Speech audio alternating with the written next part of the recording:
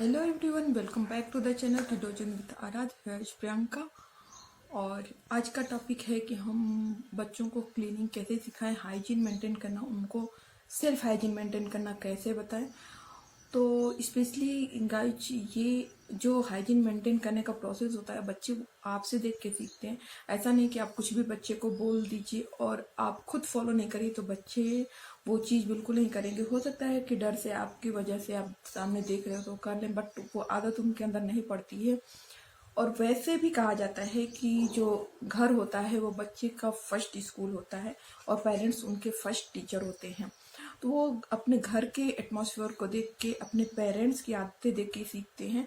तो आप खुद हाइजीन मेंटेन करिए, उसकी आदत आपको देख के उसको पड़ेगी, ना कि आपके बोलने से, या फिर बाहर अगर स्कूल में या फिर कहीं भी कोई बोलता है तो स्कूल का भी एटमॉस्फेयर बच्चों पे पड़ता है, बट उसका 20% ही होता है। 80% आपके घर के एटमॉस्फेयर से ही बच्चा सीखता है, आपसे सीखता है, अपने पेरेंट्स से सीखता है।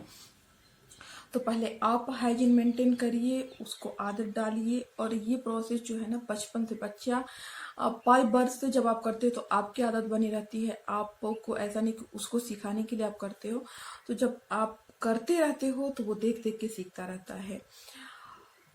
सेकेंड बात क्या है कि बच्चे को आप सेल्फ करने की ट्रेनिंग दीजिए। जब वो बहुत छोटा है तो ठीक है कि under 2 year, under 2.5 year, 3 year तक आप खुद करिए उसको। और खुद जब आप करते हो तो बच्चे को क्या होती है, उसकी आदत पड़ जाती है। वो आपसे आर्टिफिशियली नहीं सीखता है, उससे जो आप कर रहे हो घर के एटमॉस्फेयर की, उसको आदत पड़ जाती है। सपोज दैट कि जैसे मेरा बेटा है, तो मैं ऑनेस्टली मुझे हाइजीन मेंटेन करना मतलब कि मैं भी थोड़े घर के काम या फिर मेरे खुद के कुछ वर्क थोड़े से अफेक्ट हो जाते हैं, बट मैं अपने घर को हाइजीन रखती हूँ। और इसकी आदत मेरे बेटे को है। तो वो और कहीं जाता है तो उसको अनकंफर्टेबल होने लगता है, कहीं उसको इवन मेरे फ्रेंड्स के यहाँ भी कभी कभी जाता है तो उसको लगता है कि यहाँ डर्टी है, ये क्लीन नहीं है। तो क्योंकि उसको बचपन से इस चीज़ की आदत है। और इसके बाद जब बच्चा थोड़ा 3+ का होता है तो ऑलरेडी अंडर 3 ईयर ही बच्चे अभी स्कूल जाने लगे हैं, तो उनको पहले से ही हम तो बोलेंगे 2+ के बाद ही आप उनको सेल्फ करने की ट्रेनिंग दीजिए। जब वो सेल्फ करते हैं तो सेल्फ करने में उनको पता तो है कि उनको क्या चाहिए, बट कैसे करना है ये उनको पता नहीं होता है। तो जब खुद से करते हैं तो मिस्टेक करते हैं तो उनको लर्न करने के लिए एक स्पेस होता है। जब बच्चे बाहर निकलते हैं तो क्या होता है कि उनको प्रॉब्लम होने लगती है। तो उनको कैसे लर्न करना है, क्या है, वो अगर बचपन से सीखते आ रहे हैं तो और ज़्यादा वो क्या होता है, उनको प्रॉब्लम नहीं होती है, सेल्फ करने की उनको आदत हो जाती है। हाँ, एक चीज़ का ध्यान रखना है कि जब बच्चे सेल्फ कर रहे हैं तो आप उनको दूर से वॉच जरूर करिए, बिल्कुल बच्चे को छोड़ने दीजिए। सपोज कि अगर आप बच्चे को बात करने के लिए भेजे हैं बाथरूम में, तो आप खड़े होकर उसको देखिए कि वो सही से कर रहा है कि नहीं कर रहा है। और एक बार लास्ट टच आप जरूर दीजिए, क्योंकि बच्चा छोटा रहता है। तो सपोज कि बच्चे अगर नहाते भी ना तो अपने टम्मी पे पानी गिरा लेंगे, वो बैग पे पानी नहीं गिराते हैं। तो आप लास्ट में जब आप करके उसको बताते हो तो उसको समझ में आता है कि ये ऐसे होता है। हाँ, बच्चे एग्जैक्टली परफेक्टली कोई भी काम नहीं कर सकते हैं। उनको धीरे धीरे धीरे धीरे आप ट्रेनिंग देंगे तो उनको आदत होती है, उनको धीरे धीरे वो सीखते हैं, करने आ जाता है बाद में। बट उनको आपके लास्ट टच की, आपका के अंडर गाइडेंस की और आपके वॉच की बहुत ज़रूरत होती है। सपोज बच्चा ब्रश कर रहा है, आप ब्रश करने के लिए छोड़ दीजिए और आप कुछ और काम करने लगिए, तो आपको लगेगा बच्चे ने ब्रश कर लिया, बट अगर वो प्रॉपरली नहीं करता है तो उसका क्या होगा, teeth problem, teeth issues start हो जाएंगे। तो लास्ट में कुछ भी आप बात ले रहा है, ब्रश ले रहा है, तो उसको आप एक बार लास्ट में जरूर देखिए कि उसने सही से किया है या नहीं। आप लास्ट में जैसे ब्रश भी है उसने कर लिया, फिर भी आप लास्ट में उसको ब्रश करा दीजिए। मतलब कि एक बार ब्रश को लेके उसके पूरे माउथ में पूरे टीथ को ब्रश कर दीजिए खुद से। तो उससे क्या होगा कि एक तो स्टार्टिंग में उसने खुद से किया तो उसको आदत हो रही है सेल्फ वर्क करने की, सेल्फ क्लीन, कैसे वो उसको डेली रूटीन फॉलो करना है, कैसे अपनी बॉडी को क्लीन करना है। सेकेंड की उससे जो मिस्टेक हो रही है तो उसकी ही वजह से उसके हेल्थ पे प्रॉब्लम ना हो, इस उसको अवॉइड करने के लिए आप खुद भी उसके साथ खड़े रहिए और लास्ट में उस काम को आप एट लास्ट टच जरूर दीजिए। नेक्स्ट है कि जब बच्चा आपका जाता है सूसू करने, तो क्या होता है कि बच्चे जल्दी जल्दी में अपना उस चीज को, क्लीनिंग पार्ट को ध्यान में नहीं देते हैं। जैसे बहुत लोगों को करी है कि हम अपने बच्चे को, मेरा बच्चा बड़ा हो गया है और अब वो साई नेचर का हो गया है, वो हमसे शर्माता है, तो हम उसके जो प्राइवेट पार्ट्स हैं उसको क्लीनिंग की आदत कैसे डालें, उसको कैसे क्लीन करें, क्योंकि बच्चा तो हमें देखने नहीं देता है, वो शर्माने लगा है। बच्चा 5+, जब बेबी 5+ के हो जाते हैं तो वो मोस्टली शर्माने लगते हैं। और ये कंडीशन तब आती है, यहाँ पे एक चीज मैं ऐड कर दूं, कि जब आप बच्चे को सेल्फ करने की ट्राई दे देते हैं बट आप उसको लास्ट टच जो मैंने बताया वो नहीं करते हैं। तो इसीलिए जब भी बच्चा आपका काम कर रहा है, मैं बोलूँगी अंडर 10 ईयर तक आप बच्चे को, एक सबसे वो शर्माता है, सबसे वो बातें छुपाता है, लेकिन अपने पेरेंट्स से, स्पेशली अपनी मदर से वो सारी बातें बताते हैं बच्चे। वो तब नहीं बताते हैं जब जैसे बच्चा नहाने गया और वो सब कुछ करके बाहर आ गया और मम्मी भी उसके साथ नहीं है, बाहर आया। इसके बाद अगर बच्चा मतलब कि अगर किसी ने उसे ऐसे ही बिना कपड़े के देख लिया, टॉवल नहीं लपेटा, तो लोग कहते हैं और सेम सेम सेम सेम, फिर लोग हंसने लगते हैं। और सेम सेम करने पे फिर उसके अंदर सारी नेचर आने लगता है। तो बच्चे के ऊपर एक तो कभी भी किसी काम, कुछ भी वो काम कर रहा है, वो लर्न कर रहा है, ध्यान रखिए कि ये उसका एज है लर्न करने का, तो कभी भी आप उसकी चीजों पे हंसिए नहीं। और लोगों ने क्वेश्चन पूछा था कि मेरा बेटा अब अपनी मदर से भी, अपनी मॉम से भी शर्माता है और उनको भी वो अपने मतलब कि बॉडी पार्ट को नहीं दिखाता, क्लीन नहीं करने देता, स्पेशली प्राइवेट पार्ट को। तो ये तभी होगा जब स्टार्टिंग में आप उस पे हंसने लगते होंगे, अगर वो विदाउट क्लॉथ है और आप हंसने लगते होंगे, या उसने कुछ ऐसे बोला तो आप हंसने लगे, आपने उसका मजाक उड़ा दिए सिखाने की जगह पे।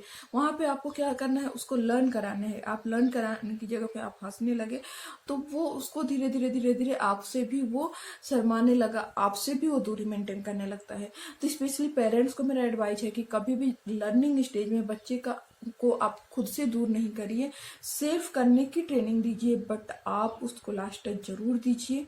और बच्चे का जो ये नेचर होता है, साई नेचर, वो मैं तो ये बोलती हूँ कि कभी भी अपने बेबी को ये साई नेचर पेरेंट्स से उसको नहीं आना चाहिए। जब बच्चे पेरेंट्स से छुपाने लगते हैं तो बहुत सारी लाइफ में मिस्टेक होती है, जो सिर्फ और सिर्फ इसलिए होती है कि पेरेंट्स से बच्चे छुपाने लगते हैं बातें। और छुपाते क्यों? क्योंकि हम पेरेंट्स ही उनको ऐसा करने के लिए स्टार्टिंग में मजबूर कर देते हैं। जैसे मैंने बताया कि बच्चा बाथरूम से निकला, अगर वो कपड़ा नहीं पहना है, टॉवल नहीं रैप किया अपनी बॉडी पे, और हम हंसने लगे या दूसरों को बुला के दिखाने लगे, या फिर बच्चे के सामने उसकी बातें ये सारी दूसरों के सामने करने लगे, तो बच्चे के अंदर धीरे धीरे धीरे धीरे क्या होती है, वो अपनी मम्मी से भी बातें छुपाने लगता है, मम्मी के सामने भी कवर करके आने लगता है। तो ठीक है, एक ही स्टेज आता है जब बच्चे पेरेंट्स से भी बातें छुपाते हैं, ये सारी चीजें, मतलब कि पेरेंट्स उनके सामने ओपन नहीं आते, बट हाँ वो स्टेज लर्निंग टाइम में नहीं आना चाहिए, बड़े होने के बाद तो आता ही आता है, लेकिन तब तक बच्चे सीख लिए होते हैं। एक से कि बच्चे के प्राइवेट पार्ट को, जब बच्चा छोटा है तब जब वो सुसु रिलीज कर रहा है, इसके बाद आप उसके प्राइवेट पार्ट को क्लीन करने की ट्रेनिंग दीजिए, क्लीन करिए, तो उससे बच्चे को आदत हो जाती है कि मैं सुसु करूंगा तो मुझे क्लीन करना है अपना पार्ट।